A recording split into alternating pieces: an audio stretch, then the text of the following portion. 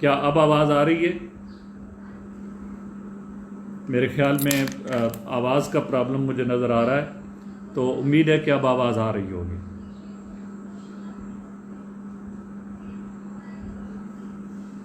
جی آواز نہیں آ رہی ابھی بھی؟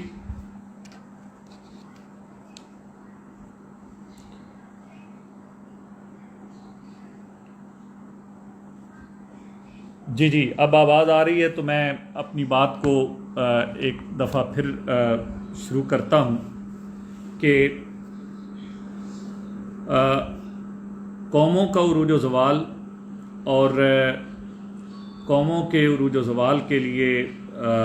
اور نسل نو کی تربیت، یہ میرا عنوان اور موضوع ہے۔ یہ ایک بہت اہم موضوع ہے اور اس پر میں اپنے نوجوان ساتھیوں اور دوستوں کی توجہ کچھ قرآنی بنیادی اصولوں کی طرف دلانا چاہتا ہوں۔ رب کائنات صلی اللہ علیہ وسلم نے اپنے پاک کلام میں ارشاد فرمایا ہے کہ وَلِكُلِّ أُمَّةٍ أَجَلٌ، ہر امت کی، ہر قوم کی ایک میعاد ہوتی ہے۔ اور پھر قرآن پاک میں ہی یہ بھی بیان کر دیا گیا ہے کہ وَلِكُلِّ أَجَلٍ کتاب، اور اس میعاد کا ایک قانون ہے۔ اگر قومیں اپنے آپ کو عروج کے قوانین سے ہم آہنگ کر لیں تو وہ عروج پاتی ہیں، اور اگر وہ زوال کے قواعد سے اپنے آپ کو مناسبت دے لیں، زوال کے اصولوں پر چلی جائیں تو وہ زوال پذیر ہو جاتی ہیں۔ دنیا میں اقوام کے عروج و زوال کی داستان ایک بنیادی قرآنی اصول پر قائم ہے، اور وہ بنیادی قرآنی اصول کیا ہے؟ وہ ہمیں یہ بتاتا ہے کہ فَأَمَّا الزَّبَدُ فَيُذْهَبُ جُفَاءً، جو جھاگ ہوتی ہے اسے ہوا اڑا لے جاتی ہے، اور وَأَمَّا مَا يَنْفَعُ النَّاسَ، اور جو لوگوں کے لیے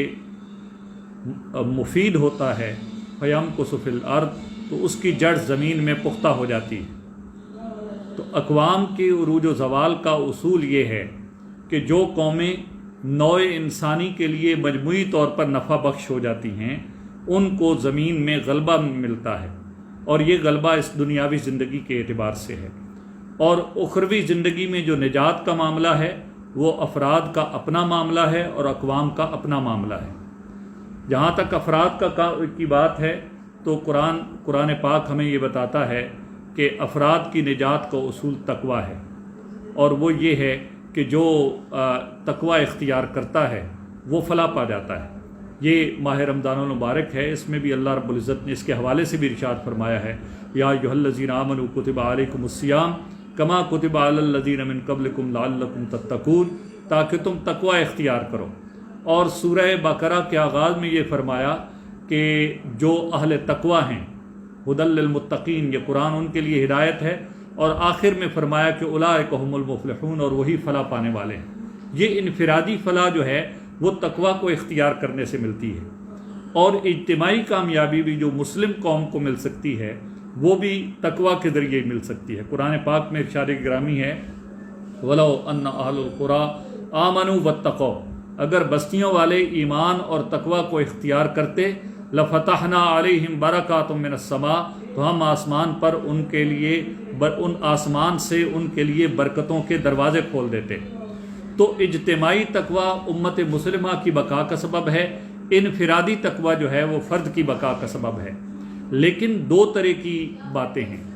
ایک بات وہ عروج اور وہ زوال ہے جو دنیا میں غلبے کی صورت میں ہوتا ہے، اور ایک وہ عروج اور زوال ہے جو انسان کے کردار اور معاشرے کے نتائج کی شکل میں ہوتا ہے۔ تو مسلمانوں کو اس وقت جس صورتحال کا سامنا ہے اسے ہم زوال کی صورتحال کہتے ہیں، اور مسلمان زوال سے دوچار ہیں۔ یہ زوال کیوں ہمیں درپیش ہے؟ اس کی وجہ یہ ہے کہ ہم نے جو قرآن کا بنیادی اصول ہے نفع بخشی اور نفع رسانی کا، اسے ترک کر دیا ہے۔ مسلمان معاشرے علم کے اعتبار سے، تحقیق کے اعتبار سے،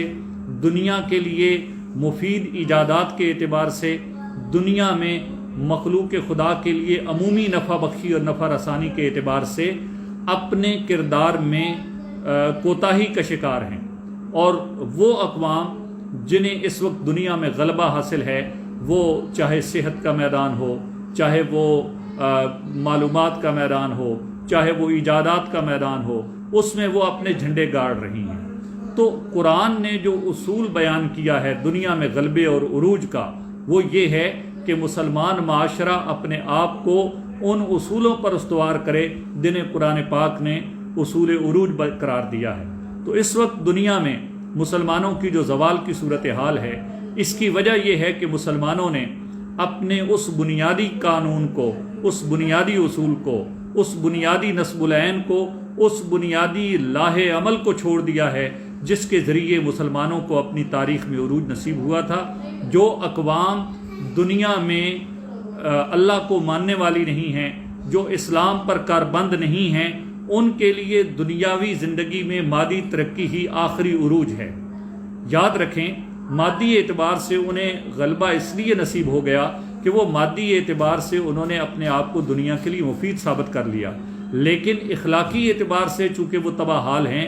چونکہ ان کے ہاں انسانیت کے وہ بنیادی پیرامیٹرز، وہ بنیادی اصول موجود نہیں ہیں جن کی بنیاد پر انسانیت کے لیے سکون اور اطمینان کی کیفیت پیدا ہوتی ہے، تو وہ اس ساری صورتحال کے باوجود بھی اپنے اندر اضطراب کا شکار ہیں۔ اقبال نے جب مغرب کے بارے میں یہ کہا تھا کہ یہ تہذیب اپنے خنجر سے آپ ہی خودکشی کرے گی، جو شاخ نازک پہ آشیانہ بنے گا ناپائیدار ہوگا، تو بنیادی طور پر اقبال اس تہذیب کے روحانی زوال کی بات کر رہے تھے۔ تو اگر ہم اس وقت مغرب کے غلبے کو دیکھیں تو یہ غلبہ سراسر مادی ہے، یہ اخلاقی غلبہ نہیں ہے، یہ روحانی غلبہ نہیں ہے، یہ معاشرے انسانیت کی مجموعی فلاح والا غلبہ نہیں ہے، بلکہ یہ انسان کی مادی فلاح والا غلبہ ہے۔ میں آپ کی توجہ اس ماہ مقدس میں ہونے والے غزوہ بدر کی طرف دلانا چاہتا ہوں، اور یہ ایک بنیادی اصول ہمیں فراہم کرتا ہے غزوہ بدر کہ کس طریقے سے مسلمانوں نے غلبہ حاصل کیا۔ سید کائنات صلی اللہ علیہ وسلم جب میدان بدر میں تشریف لے گئے، آپ کے ساتھ جو صحابہ کرام تھے ان سے آپ نے مشاورت کی، میدان حرب کو اس طریقے سے ترتیب دیا گیا جس کے نتیجے میں مسلمانوں کو میدان میں عسکری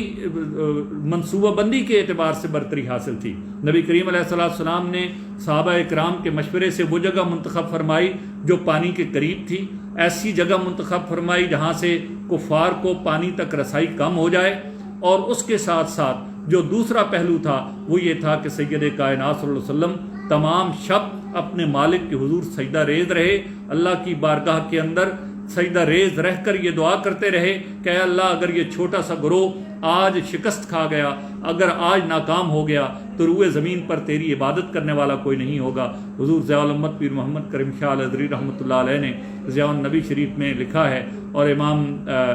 صالح شامی نے سبل الہدیٰ والرشاد میں لکھا ہے کہ سیدنا صدیق اکبر آگے بڑھے، انہوں نے سرکار کے دامن اقدس کو تھاما اور عرض کی یا رسول اللہ صلی اللہ علیہ وسلم، آپ نے اللہ کی بارگاہ میں التجا کی حد کر دی ہے، آپ نے اللہ کو واسطہ دینے کی حد کر دی ہے، اللہ کریم ضرور آپ کی مدد فرمائے گا۔ تو سید کائنات صلی اللہ علیہ وسلم نے جہاں اپنے میدان کو درست طریقے سے ترتیب دیا، اس کو بہترین منصوبہ بندی کے ساتھ آراستہ کیا، وہیں اپنے وسائل پر، اپنے اسباب پر توکل رکھنے کی بجائے اللہ رب العزت کی ذات پر توکل کیا۔ تو مسلمانوں کو جو سبق سکھایا گیا تھا وہ یہ تھا کہ مادی اسباب بھی اکٹھے کرو اور روحانی طور پر بھی مضبوط ہو جاؤ۔ قرآن پاک نے مسلمانوں کے لیے جو غلبے کا اصول بیان کیا ہے وہ یہ ہے کہ انتم الاعلون ان کنتم مؤمنین، تم غالب ہو جاؤ گے معذرت خواہوں تم انتم الاعلون، تم ہی غالب ہونے والے ہو، ان کنتم مؤمنین، اگر تم مومن ہو، یعنی اگر تم مومن ہونے کے معیار پر پورا اترتے ہو تو یقیناً تم غالب ہو جاؤ گے، لیکن اگر تم مومن ہونے کے معیار پر پورا نہیں اترتے تو دنیاوی اسباب مہیا کر بھی لو تو تمہارے اندر تنازعات پیدا ہو جائیں گے، تمہارے اندر اختلاف پیدا ہو جائے گا اور تمہاری ہوا اکھڑ جائے گی۔ قرآن پاک نے ہمیں ارشاد کیا، مسلمانوں کو مخاطب کر کے ارشاد فرمایا لا تنازعوا وتفشلوا ولا تنازعوا وتفشلوا، آپس میں تنازع مت کرو، آپس میں بکھر مت جاؤ، کہ ایسا نہ ہو کہ تمہاری ہوا اکھڑ جائے۔ تو مسلمان جب آپس میں تنازع کرتے ہیں تو ان کی ہوا اکھڑ جاتی ہے۔ تو جو تربیت ہے، نسل نو کی تربیت ہے، وہ ایک بہت بنیادی نقطہ ہے۔ اس وقت امت مسلمہ جس زوال کا شکار ہے، اس زوال سے نکلنے کے لیے، اور خاص طور پر میں عرض کروں گا اپنے ان غیور اور عزیز نوجوانوں کی خدمت میں کہ جو زوال پاکستانی معاشرے کو درپیش ہے، جس زوال سے ہم دوچار ہیں، جس اخلاقی زوال سے، جس روحانی زوال سے، جس سماجی زوال سے، جس سماجی بحران سے ہم دوچار ہیں، اس سے نکلنے کا ایک ہی طریقہ ہے کہ ہم وہ تربیتی نظام دوبارہ اس کا مکمل احیاء کریں۔ یاد رکھیں، انجمن طلباء اسلام نے جب 1968 میں کام شروع کیا تھا تو اس نے ایک نصب العین طلباء کے سامنے رکھا تھا، اور وہ نصب العین ایک مکمل لاہ عمل ہے۔ نوجوانوں میں، طلباء میں صحیح اسلامی روح بیدار کرنا جو عشق مصطفیٰ صلی اللہ علیہ وسلم کی شمع فروزاں کیے بغیر ناممکن ہے۔ نبی کریم علیہ السلام کی محبت کو بنیاد بنا کر کی جانے والی روحانی تربیت، جس کی وجہ سے انجمن طلباء اسلام نے اس معاشرے کو بڑے بہترین دماغ بھی دیے، بڑے بہترین لوگ تیار کر کے دیے جو زندگی کے مختلف شعبوں میں اپنا کردار ادا کر رہے ہیں، لیکن ضرورت اس بات کی ہے کہ یہ تربیتی نظام زیادہ وسیع پیمانے پر پھیلایا جائے۔ تربیت کی ضرورت کن خطوط پر ہے، یہ انجمن طلباء اسلام کے قائدین کی خدمت میں بھی اور انجمن طلباء اسلام کے کارکنان کی خدمت میں بھی عرض کروں گا۔ دو سطح ہیں تربیت کی۔ ایک تربیت اس روحانی پہلو سے ہے جس میں ہماری نسبت اور ہمارا تعلق سید کائنات صلی اللہ علیہ وسلم سے ایسا مضبوط ہو جائے، ہمارا تعلق ایسا استوار ہو جائے کہ اس تعلق کی بنیاد سے ہی ہماری شخصیت کی تشکیل پائے، اس تعلق کی بنیاد پر ہی ہماری سماجی پہچان بھی بنے، اسی تعلق کی بنیاد پر ہماری معاشرتی پہچان بھی بنے، اسی تعلق کی بنیاد پر ہماری زندگی کا پورا لاہ عمل ترتیب پائے۔ اور دوسری بات یہ ہے کہ میں نوجوانوں کی خدمت میں عرض کروں گا کہ اپنی صلاحیتوں کو جلا دیں، اپنی صلاحیتوں کو بہتر بنائیں، علم کے اندر رسوخ پیدا کریں، علم کے اندر، اور جس جس شعبہ علم کے سے آپ کا تعلق ہے اس شعبہ علم میں اپنی اندر اتنی مہارت پیدا کریں کہ آپ اس شعبے کے لیڈر قرار پائیں۔ ہمیں صرف سیاسی لیڈروں کی ضرورت نہیں ہے، ہمیں سماجی لیڈروں کی بھی ضرورت ہے، ہمیں انٹلیکچوئلس کی بھی ضرورت ہے، ہمیں ایسے بیوروکریٹس کی بھی ضرورت ہے، ہمیں ایسے سرکاری ملازمین کی بھی ضرورت ہے، ہمیں ایسے تاجروں کی بھی ضرورت ہے، ہمیں ایسے مبلغین کی بھی ضرورت ہے، ہمیں ایسے کارکنوں کی بھی ضرورت ہے جن کے پیش نظر اللہ رب العزت کی رضا اور سید کائنات صلی اللہ علیہ وسلم سے وفا شیاری ہو۔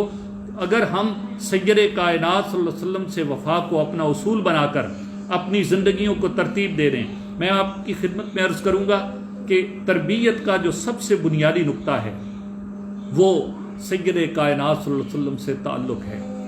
یہ تعلق تربیت کا بہت ہی بنیادی نقطہ ہے۔ اس نقطے کو فراموش کر کے تربیت کا کوئی تصور، درست تصور نہیں ہو سکتا۔ دیکھیں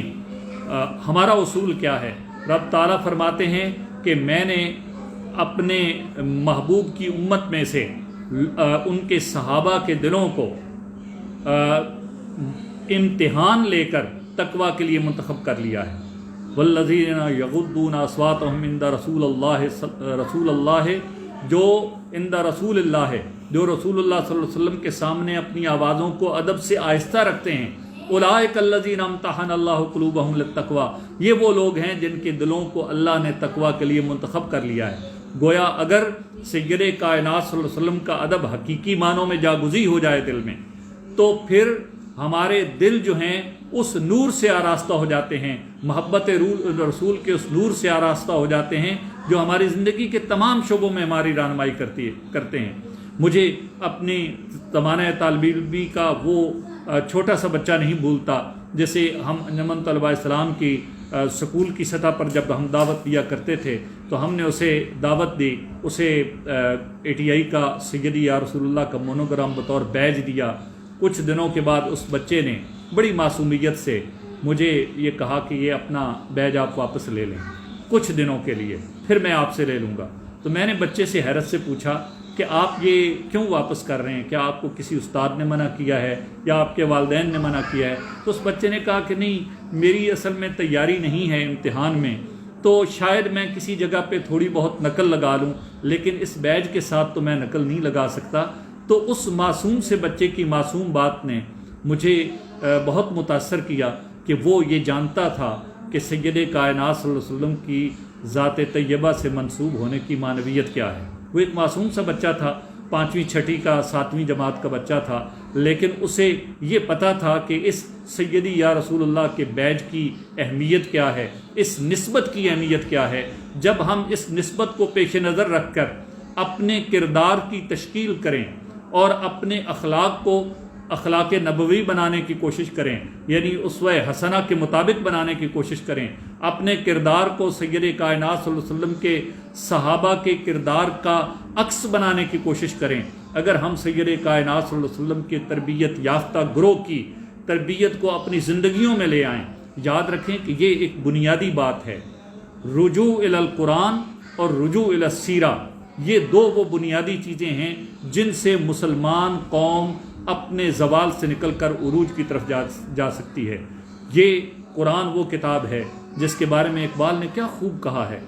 کتاب زندہ قرآن حکیم، حکمت اولا یزال است و قدیم۔ ہر دور میں، ہر زمانے میں عروج کے جتنے بھی قواعد اور قوانین ہیں انہیں قرآن سے اخذ کیا جا سکتا ہے، اور قرآن کو اس انداز میں نہیں پڑھنا کہ ہم قرآن پاک کو پڑھیں اور اس سے مسائل اخذ کریں، یہ فقہا کا کام ہے۔ ہم نے اس طریقے سے نہیں پڑھنا کہ ہم اس سے عقائد اخذ کریں، یہ متکلمین کا کام ہے۔ ہم نے اس طریقے سے بھی نہیں پڑھنا کہ ہم اس سے کوئی قرآن کے معنی کی خود تفسیر شروع کر دیں، یہ مفسرین کا کام ہے۔ لیکن قرآن ہر انسان کے قلب سے، ہر انسان کے ذہن سے، ہر انسان کے شعور سے براہ راست مخاطب ہوتا ہے۔ اس مخاطبت کو اپنے اندر جذب کرنے کی ضرورت ہے۔ قرآن کہتا ہے افلا ینظرون الی الابل کیف خلقت، تم کیوں نہیں دیکھتے اونٹ کو کیسے بنایا گیا ہے، وَإِلَى السَّمَاءِ كَيْفَ رُفِعَتْ، آسمان کو کیسے بلند کیا گیا ہے، وَإِلَى الْأَرْضِ كَيْفَ سُطِحَتْ، زمین کو کیسے بچھایا گیا ہے۔ تو یہ باتیں ہمارے لیے دعوت فکر ہیں کہ ہم قرآن کی تلاوت کے ذریعے، اپنے مالک کے کلام کے ذریعے اس سے اپنا تعلق مضبوط کریں۔ ہمارے جب ہم طالب علم تھے تو ہمارے مرکزی صدر جناب ڈاکٹر ظفر اقبال نوری فرمایا کرتے تھے کہ کبھی قرآن پاک کو اس انداز میں پڑھ کے دیکھیے کہ اس کا ایک ایک لفظ ہمارے آقا کے ہونٹوں کو چھو کر ادا ہوا ہے، تو آپ کو قرآن پڑھنے کی بھی ایک الگ ہی لذت آئے گی۔ تو قرآن کو اس طریقے سے پڑھیں کہ یہ ہمارے دلوں سے کس طرح مخاطب ہے۔ خاص طور پر میں اپنے نوجوانوں کو کہوں گا کہ جو آخری پارہ ہے قرآن پاک کا، جو آخری پارہ ہے 29واں پارہ، اس کی آیات مکی زندگی کی اندر کے زیادہ تر آیات مکی زندگی سے تعلق رکھتی ہیں۔ مکی زندگی میں معاشرتی احکام نہیں تھے، مکی زندگی میں سماجی احکام نہیں تھے، مکی زندگی میں براہ راست لوگوں کو کے دلوں کو اللہ کی طرف متوجہ کیا گیا تھا۔ اللہ رب العزت اپنے پاک کلام میں انسانوں کو اپنی قدرتوں اور اپنی عظمتوں سے تعارف کروا کر انہیں راہ ہدایت کی طرف بلاتے ہیں۔ اپنے آپ کو اسی مکی زندگی والے دور جیسے دور میں سمجھیں۔ اس دور میں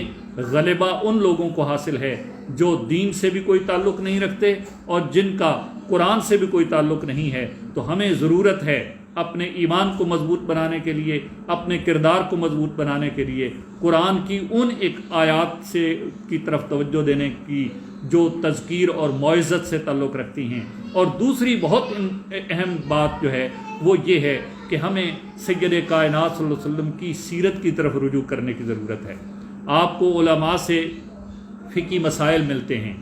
آپ کو حدیث کی الفاظ کی تلاوت ملتی ہے، یہ ساری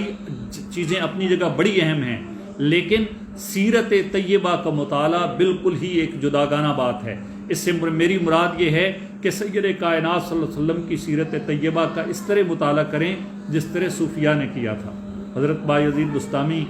مولانا روم کا یہ واقعہ ہے کہ وہ جا رہے تھے، کسی بچے نے کہا مولانا میرا بھی سلام لیتے جائیے،